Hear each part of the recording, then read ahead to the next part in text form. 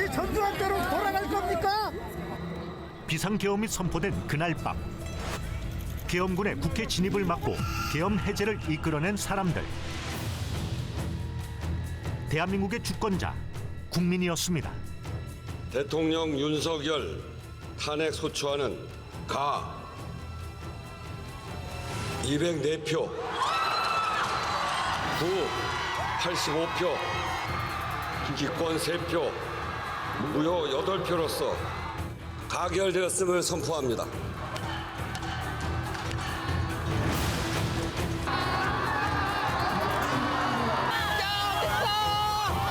민심은 국민의 자유를 침범한 대통령을 심판대에 올렸고 탄핵 소추안 가결까지 걸린 시간은 단 11일.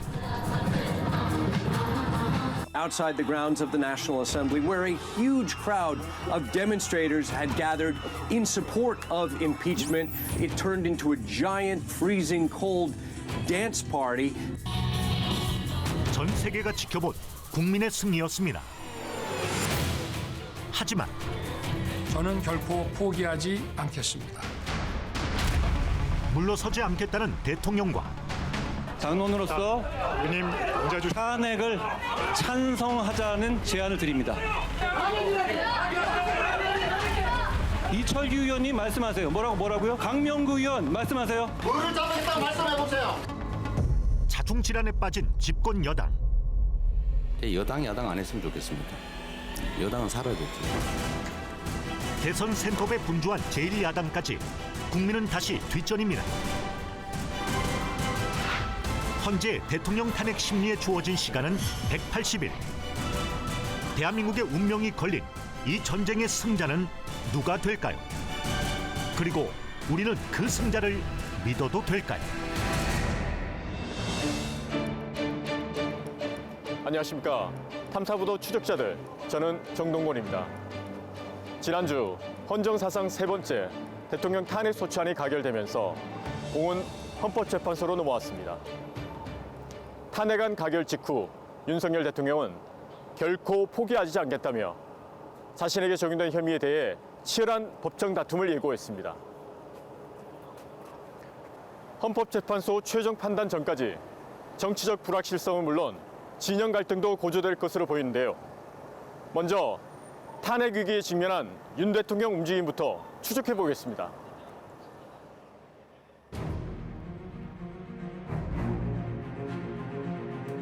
온 국민을 충격에 빠뜨린 비상계엄 선포. 병력 투입에 관여했던 지휘관들은 줄줄이 구속됐고 그 정점에 내란 수계로 지목된 최고 권력자, 헌정사 세 번째 탄핵 소추가 된 윤석열 대통령이 있습니다. 저는 이번 계엄 선포와 관련해서 법적, 정치적 책임 문제를 회피하지 않겠다고 이미 말씀드린 바 있습니다. 저를 탄핵하든 수사하든 저는 이에 당당히 맞설 것입니다. 대통령 담화가 있은 지 며칠 후 저 지금 어떤 걸 조사하시라고 있는 건가요? 특수공무집행 방해와 직권남용 권리행사 방해죄로가 성립될 수 있음을 경고하는 공문을 보낼 예정입니다. 탄핵이든 수사든 당당히 맞서겠다던 대통령의 모습은 찾아볼 수 없었는데 지난 19일 대통령의 법률 자문을 맡은 석동현 변호사가 기자들 앞에 섰습니다. 수사든 탄핵이든 당당히 맞서겠다고 말씀을 하셨습니다. 수사에 당당하게 맞서겠다 이렇게 말씀해 주셨는데 헌재에서 보내는 서류들 왜 소치 거부하시는지 여쭤보겠습니다. 그런 사항도 대통령과 변호인 단에서 나중에 정돈한 입장을 말씀을 드릴 것으로 생각됩니다. 변호인단 구성 후 입장을 다시 밝히겠다며 치열한 법리 공방을 예고했습니다. 그만두라고, 그만두는 내란이 어디 있나 이런 생각을 하시고 있습니다. 뭘 체포를 해라, 뭐 끌어내라 하는 그러한 용어를 쓰신 적은 없는 것으로 없다고 들었습니다. 쏟아져 나오는 그날의 진술, 정황 증거와 윤 대통령의 입장은 조금씩 어긋나는 상황. 진실은 무엇일까? 우리는 2차 탄핵안 국회 표결이 있던 날부터 대통령 주변 움직임을 지켜봤습니다. 대통령실을 지나는 길목엔 응원 화환들이 늘어서 있습니다.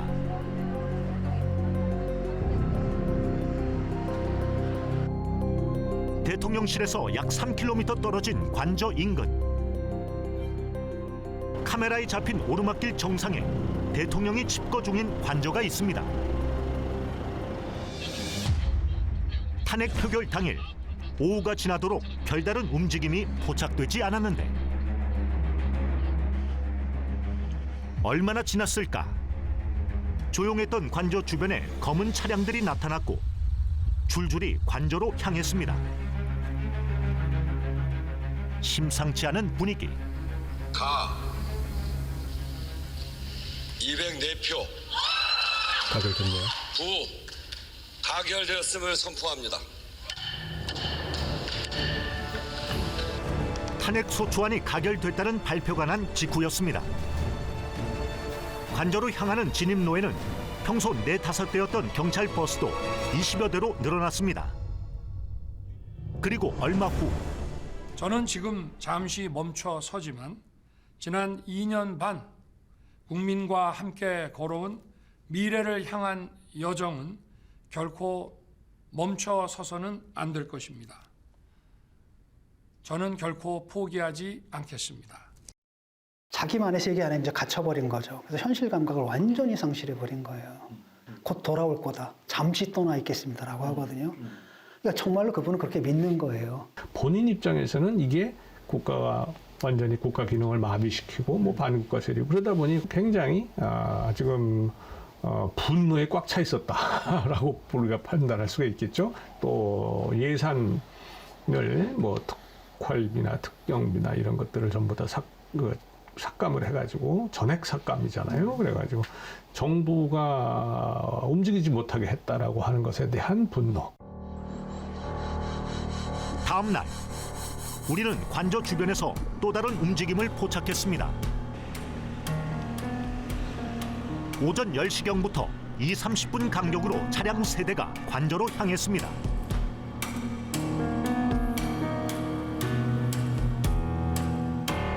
오전 11시 20분쯤에 관저 쪽에서 남성 2명이 내려왔는데 차림새도 비슷합니다. 잠시 후 뒤따라오던 차량이 2사람 앞에 서고 잇따라 탑승한 뒤 진입로를 유유히 빠져나갔습니다. 공조수사본부가 윤 대통령을 상대로 성탄절 소환을 통보한 날 관저 입구를 다시 찾았습니다. 마침 관저 앞을 지나는 우체국 택배 차량. 대통령은 소환장을 받았을까?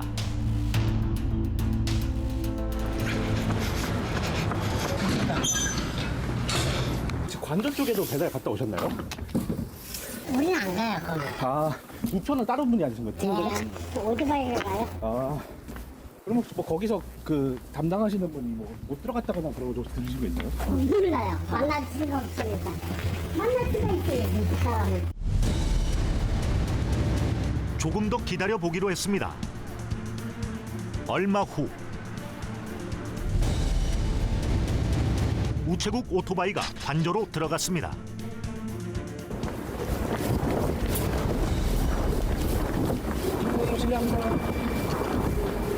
TV조선하고 저 인터뷰 거절했어요. 인터뷰는 아니고? 아니, 아무것도 안 해서요. 관저 쪽으로 아니, 그러니까 저 모든 걸 사용하면 무정사품 홍보실로 연락하세요.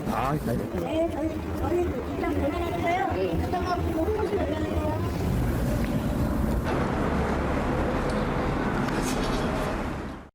저희가 배달을 가서 안에까지 들어가서 직접 배달하는 건 아니고요. 수치 거절이라고 말씀을 해주시는 걸로 알고 있거든요. 권위주의의 상징이라며 청와대를 벗어나 한남동 관저 시대를 열었던 윤 대통령. 소통의 상징으로 내세웠던 그 관저 안에서 그는 무슨 생각을 하고 있을까? 자신이 성공한 기억과 추억에 너무 과신하면서 똑같은 오류를, 커다란 오류를 범하는 거예요. 절대 다수가 탄핵에 반대표를 던졌어요. 이거를 윤석열 대통령은 자신에 대한 지지로 오판하고 계신 거라고 저는 그렇게 해석합니다. 수직적인 조직에서 평생을 있었던 사람은 내가 옳죠. 이게 길이죠. 근데 왜 쟤는 저래? 저 나쁜 놈. 계속 그렇게 되니까 자발적으로 승복하고 공감을 얻고 하는 것이 부족하죠. 11년 전 검사 윤석열이 대중에게 각인된 과거 발언. 비상계엄 사태 후 다시 세간의 도마에 올랐습니다. 그 지시는 따르면 안 되는 겁니다. 위법한 지시는. 지시 자체가 위법한데 그걸 어떻게 따릅니까?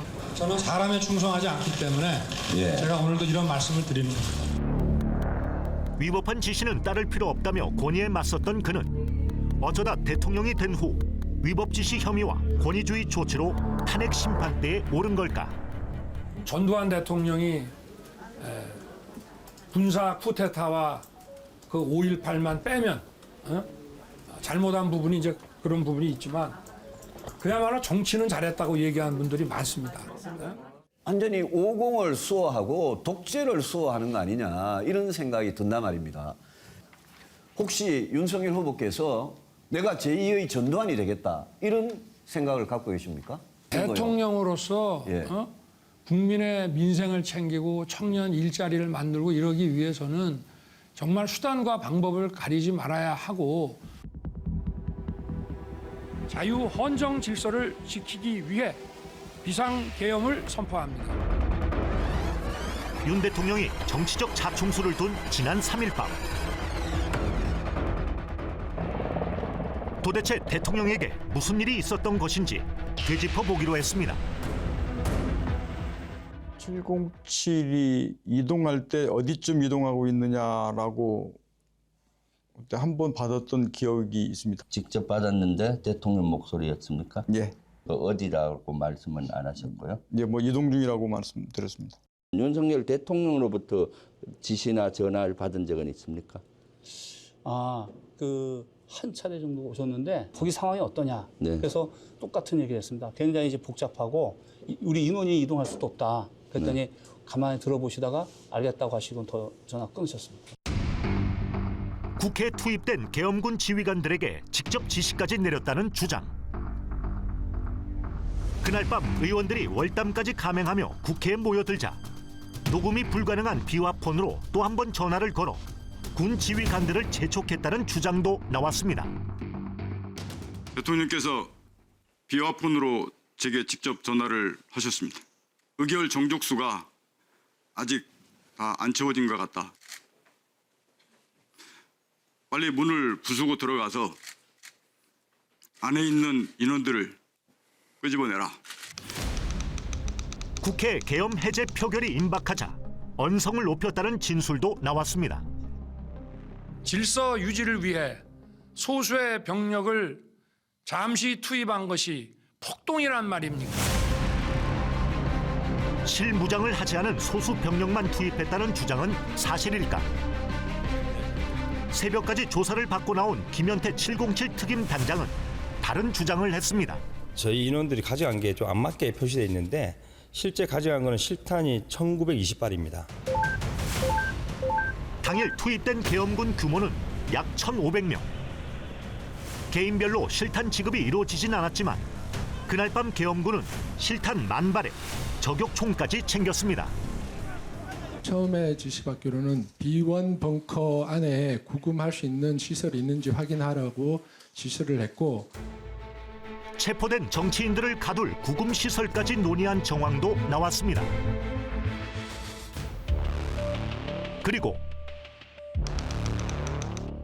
대통령 안가 인근에서 우리는 비상계엄 선포 전 윤 대통령이 탄 것으로 추정되는 수상한 차량 행렬을 확인했습니다. 가까운 지인에게서 당일날 저녁 8시경에 서울 시내에서 사이카를 앞세운 꽤 긴 행렬이 긴급히 지나가는 걸 봤다 이랬거든요. 굉장히 긴박한 상황이었던 건데 굉장히 좀 특이했습니다. 예, 왜냐하면 평소에 그렇게 주연을 베풀어 가셔도 조용히 가시거든요. 나름 긴박하셨던 것 같아요. 그날 대통령 안가에서는 무슨 일이 있었던 걸까? 경찰 조사 과정에서 그 행적과 관련한 진술이 나왔습니다. 비상계엄 선포 3시간 전 서울 삼청동 대통령 안가에서 윤 대통령에게 지시사항이 담긴 A4 용지 한 장을 받았습니다. 조지옥 경찰청장이 건네받은 문건엔 계엄 선포 후 장악해야 할 기관들의 명단이 적혀 있었다고 합니다. 2시간짜리 경고성이었다고 보기엔 꽤나 치밀했던 준비 정황. 그러나 정작 무엇보다 엄격히 지켰어야 할 국무회의 의결 절차는 단 5분 만에 끝내버린 윤 대통령. 12월 3일에 대한민국에는 국무회의도 국무위원도 없었군요. 저는 국무회의라고 보기는 어렵다고 생각합니다. 반대라는 표현을 쓴 분 자체는 두어 번 있었던 걸 기억하는데요. 거기서 다 우려를 표시하고 아니 그 대통령의 권한을 그럼 어떻게 막습니까? 막아야죠. 불법적 어떻게 해요? 행위를 했다면 대통령이 불법적 행위를 했다면 아니, 직위를 던진다 그게 막아집니까? 그 대통령 국무회의 의결 정족수를 가까스로 채웠지만 소집조차 다급하게 이루어진 정황도 포착됐습니다. 반갑습니다. 행정안전부 장관 이상민입니다. 지난해에 이어서 올해에도 김장 행사를 개최하게 되었습니다. 이른바 충암파 중 한 명이자 윤 대통령의 최측근으로 꼽히는 이상민 행안부 장관은 계엄 선포 당일 늦은 오후까지 울산에 있었습니다. 장관님 왜 이렇게 김장을 못 만드세요? 정미경 사모님한테 좀 배우시지. 김장을 해보신 적 있으세요, 저기 장관님? 작년에 했죠, 작년에. 올해는 안 했고요? 예, 올해는 처음입니다. 그리고 김장 행사장엔 또 한 명의 국무위원이 있었습니다. 송미령 장관님은 다르네 역시. 아이고. 한테 배웠어요. 대통령실에 다급한 연락을 받은 두 사람은 국무회의가 열리기까지 계엄 선포 사실을 몰랐다고 주장했습니다.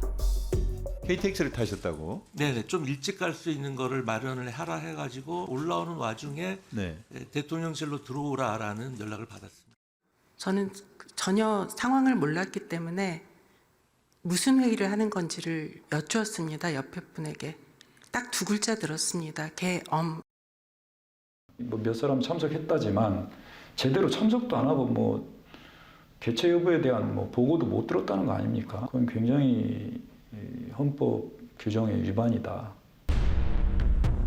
헌법재판소와 수사당국은 국회에서 해제 결의안이 통과된 이후 윤 대통령의 행적도 주시하고 있습니다. 이상년 해제 요구 결의안은 가결되어서 선포합니다.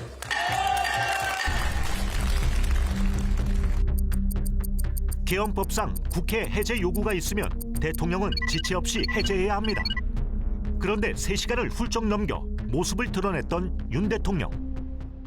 즉시 국무회의를 소집하였지만 새벽인 관계로 아직 의결 정족수가 충족되지 못해서 오는 대로 바로 계엄을 해제하겠습니다.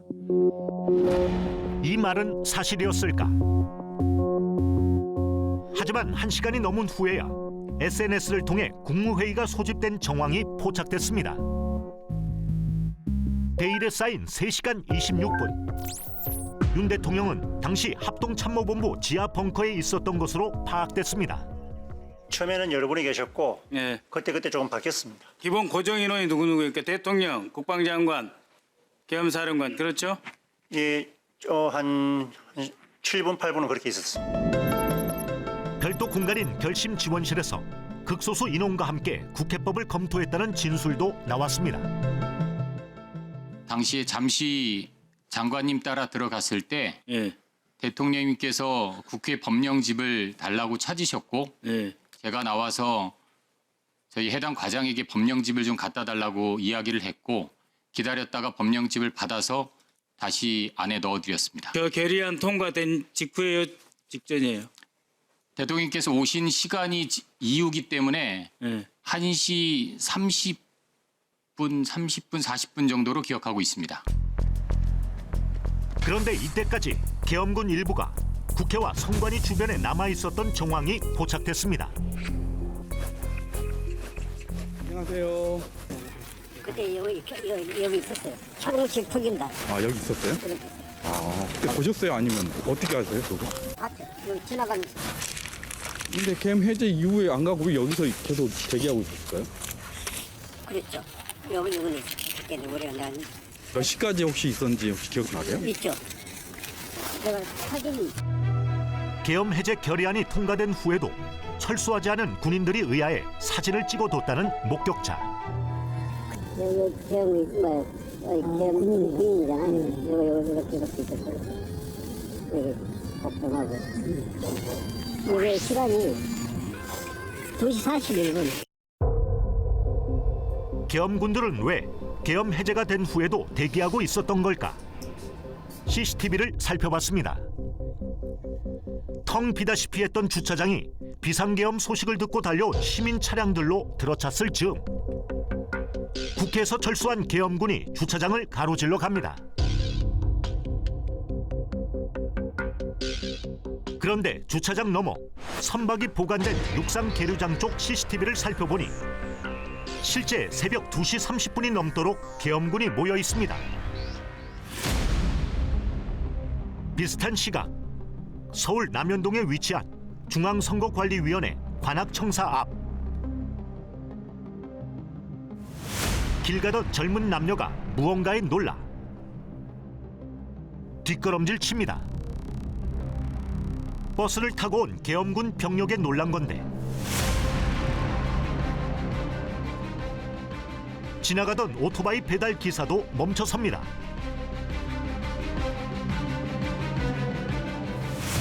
선관위에 배치된 병력 역시 비상계엄 해제안이 가결된 이후에도 늦게까지 남아있던 모습이 고스란히 담겼습니다. 이들은 무엇을 하려고 했던 걸까? 항상 부대가 이동하거나 철수를 한다면 지휘관이든 지휘부에서 그 지시가 내려와서 저희가 움직여 그냥 저희끼리 임의적으로 하진 않지 않습니까? 원래 군 조직이 그러니까. 헌법기관인 중앙선관위에 계엄군이 투입된 건 3일 밤 10시 30분. 포고령 공고는 물론 계엄 사령관이 임명되기도 전에 벌어진 일입니다.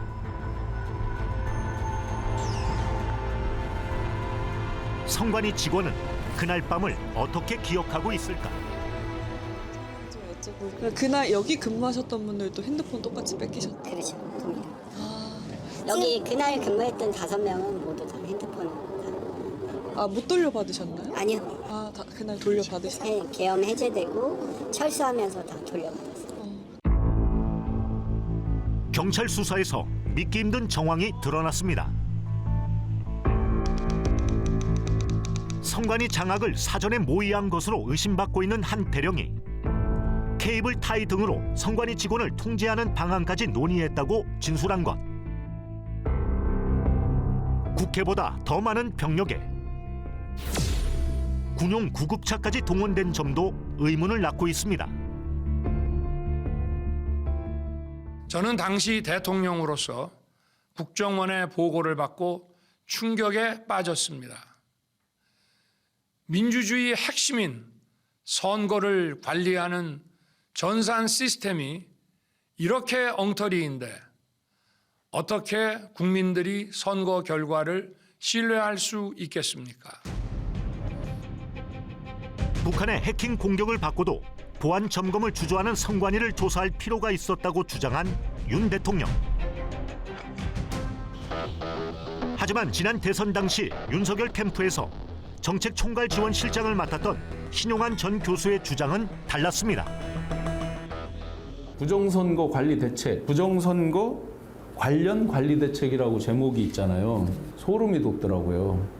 중앙선관위 A서버실에 왜 난입을 했을까?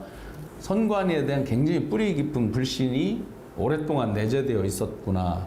윤석열 후보나 또는 선거 캠프의 핵심들 그리고 당선된 이후에 지금 뭔가를 굉장히 맹신을 했거나 믿었기 때문에 계속 이 음모론에 가까운 이런 것들을 현실화한 거잖아요. 이제 남은 건 윤 대통령 선택에 대한 사법적인 판단입니다. 서버를 통째로 뜯어가려고도 했다는 거 아닙니까? 눈앞에 보이는 선관위 기능마비는 없었지만 만일 이게 장기화됐다면 중앙선관위가 평시의 업무도 정상적으로 수행할 수 없는 그런 상황이 됐을 것으로 이렇게 추정이 됩니다. 2년 전 취임 때만 해도 윤 대통령은 탈권위 행보로 주목받았습니다. 파격이었던 출근길 문답. 하지만 이딴 논란에 200일도 채 안 돼 결국 중단됐습니다. 출입 기자들을 초청해 만찬 간담회도 열었지만 불통 논란은 끊이지 않았습니다. 저는 뭐 그냥 개인적으로는 영화 보면 잘 우는 그런 그리고 남한테 이렇게 좀 서운한 게 있어도 그걸 제대로 말을 못하는 사람이에요. 저는. 윤 대통령이 고심에 빠질 때마다 자문 역할을 했던 김영석 연세대 명예교수는 윤 대통령의 선택을 어떻게 보고 있을까? 짧은 경험을 가지고 정치계에 가니까 정치에 적응하는 시간이 지금까지 왔던 것 같아요. 윤석열 대통령이 계엄령을 선포한 건 아무렇지 않은 거예요. 네, 그건 민주주의 방법도 아니고 역사가 잘못된 후퇴하는 게 아무렇지 않은 건데. 어렵사리 윤 대통령과 대학 시절을 함께 보낸 친구들을 접촉했습니다. 예상치 못했던 계엄 선포에 충격을 받은 건 오랜 친구들도 마찬가지. 대학 친구들의 기억 속에 정의로운 친구였다는 윤 대통령. 무엇이 그를 오판하게 만든 걸까? 현실이 워낙 어려워지니까 돌파할 길은 안 보이고 아무것도 할 수 없는 식물인간이 된다는 건 자기 용납할 수 없고 그러니까 엉뚱한 발상을 한 것 같아요. 들리는 말로는 거의 매일 밤 새벽까지 마신다는 거 아니에요? 판단이 그렇죠. 옛날에 흐려졌다고 생각하는 거죠. 구속 끝에 늦깎이 검사가 됐지만 강골 기질 탓에 변방을 전전해야 했던 윤 대통령. 서울중앙지검장을 거쳐 검찰총장 자리에 오른 뒤 문재인 정권과 대척점에 서게 된 이후 급속도로 가까워진 인물이 고교 1년 선배 김용현 전 국방부 장관이었다고 합니다. 정치선동 계속 하시겠다. 알겠습니다. 그럼 저도 대응하겠습니다. 예. 기운이 넘쳐요. 우리 장관께서 또 여인영 방첩사령관 하는 거 보면은 전두환 차지철 같아서 아주 좋습니다. 감사합니다. 기세가 넘쳐가지고. 예, 고맙습니다. 그래서 거침없는 발언에 불같은 성격까지 닮은 꼴이었다는 게 주변인들의 평가였습니다. 이게 언제부턴가 저는 이게 지금 되게 낯설어요. 어떻게 군복 입으신 분이 나와서 저렇게 국회의원들한테. 아무리 군복을 입어도 할 얘기는 해야죠. 군복 입었다고 할 얘기 못하고 가만히 있는 건 더 병이라고 생각합니다. 동고동락한 고교 동문들로 군부 인사들을 채운 게 오판의 시작이었을까?